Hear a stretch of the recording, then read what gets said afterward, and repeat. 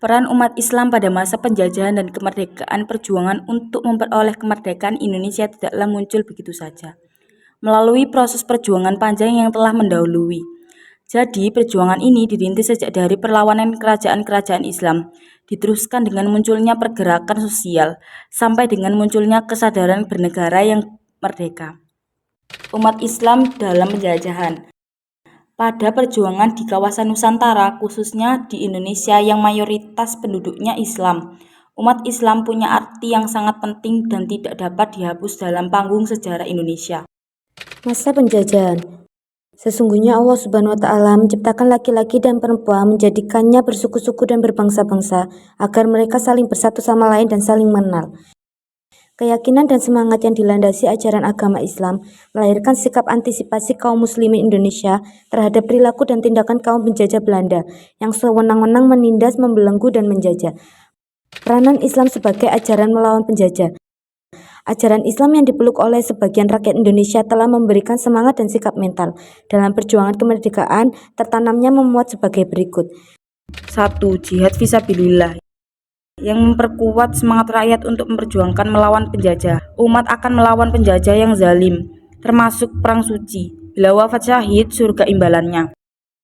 2. Izin berperang dari Allah Subhanahu wa Ta'ala, termasuk surat Al-Hajj ayat 39.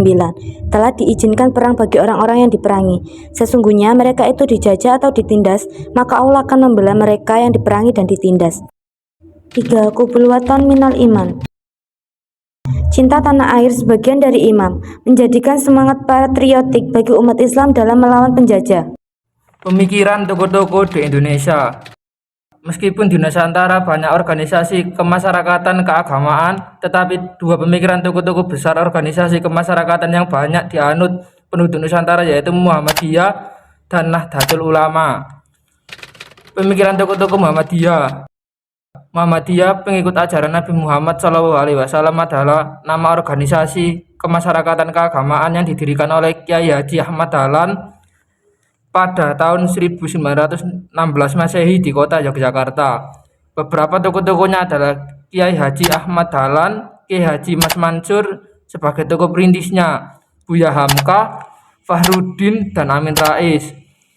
Peran organisasi Muhammadiyah dalam kehidupan berbangsa dan bernegara dapat dilakukan melalui dua strategi dan lapangan perjuangan. Pemikiran tokoh-tokoh Nahdlatul Ulama. Nahdlatul Ulama yang berarti kebangkitan para ulama dalam berjihad dan menyebarkan Islam didirikan oleh Kiai Hasyim Asy'ari dan para ulama lainnya pada tahun 1924 Masehi. Tokoh-tokoh diantaranya adalah Kiai Haji Hasyim Asy'ari, Kiai Haji Bisri Syamsuri, Kiai Haji Raden Asnawi, dan masih banyak lagi.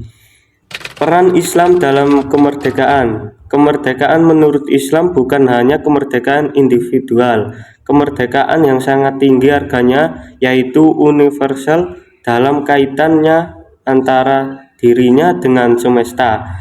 Peranan umat Islam di Indonesia.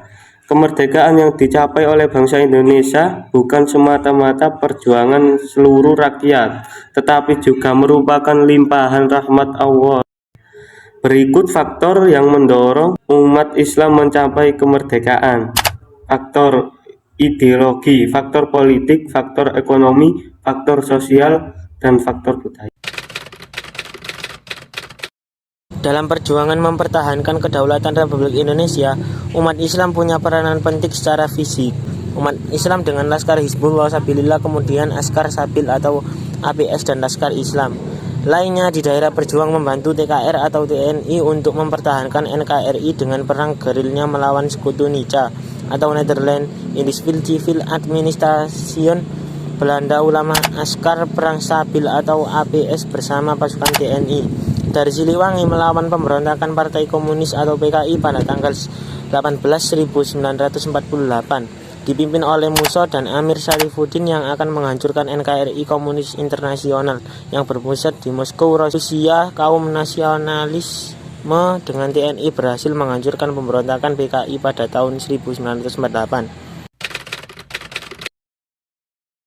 Setelah kemerdekaan dan adanya maklumat Wakil Presiden ke-10 atau tahun 1946, bangsa Indonesia dipersilahkan mendirikan partai politik. Adanya perlawanan gerilya bangsa Indonesia yang tiada hentinya, termasuk perebutan Yogyakarta dari tangan Belanda pada tanggal 1 Maret 1948, maka PBB meminta genjatan senjata dan diadakan perundingan lagi, yaitu Roem-Royen. Mr. Muhammad Roem berhasil menggiring pihak Belanda sebagai berikut. 1. Mengembalikan ibu kota Republik Indonesia, yaitu Yogyakarta. 2. Pembebasan Soekarno-Hatta dan para menteri yang ditahan oleh Belanda. 3. Menyelenggarakan konferensi meja bundar atau biasa disebut KMB. 4. Belanda mengakui keberadaan Republik Indonesia. Berdasarkan mosi tersebut, Presiden Soekarno memberanikan diri menyatakan kembali ke Negara Kesatuan Republik Indonesia. Umat Islam selalu berada di garis terdepan dalam melawan penjajahan. Hal ini bisa dilihat dari beberapa peristiwa yang di dalamnya umat Islam juga ikut andil dalam melakukan perlawanan. Seperti saat Kerajaan Demak Bintoro terhadap Portugis dalam merebut kembali Selat Malaka. Sultan Agung harus melakukan penyerangan terhadap Jayakarta demi merebut dan mengusir penjajah. Selain itu juga ada Pangeran Diponegoro dengan perang gerilyanya dan menjadikan perang terbesar harus kalah dengan strategi licik dan pengecut bangsa penjajah. Pada perjuangan politik juga ada Syarikat Dagang Islam yang diprakarsai Haji Samanhudi dan pimpinan pertamanya yaitu Hos Cokroaminoto dan jadi organisasi politik Islam pertama. Untuk menjaga keutuhan NKRI umat Islam dengan membawa bekal fatwa semangat dari Hadratus Syekh Hasyim Asy'ari, yaitu Hubbul Wathon Minal Iman. Pada peperangan di Surabaya pada 10 November 1945 saat melawan Britania Raya dan India Britania, salah satu tokoh pahlawan Islam yakni Bung Tomo dengan seruan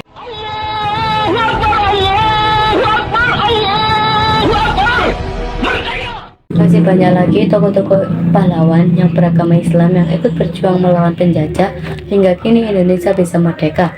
Bahkan hampir seluruh umat Islam yang ada di Nusantara ikut ke medan peperangan untuk berjuang melawan penjajah. Kita semua sepakat kemerdekaan Indonesia tak hanya umat Islam yang memperjuangkan, tapi umat Islam melawan dan memperjuangkan kemerdekaan sudah mulai sejak kerajaan-kerajaan Islam.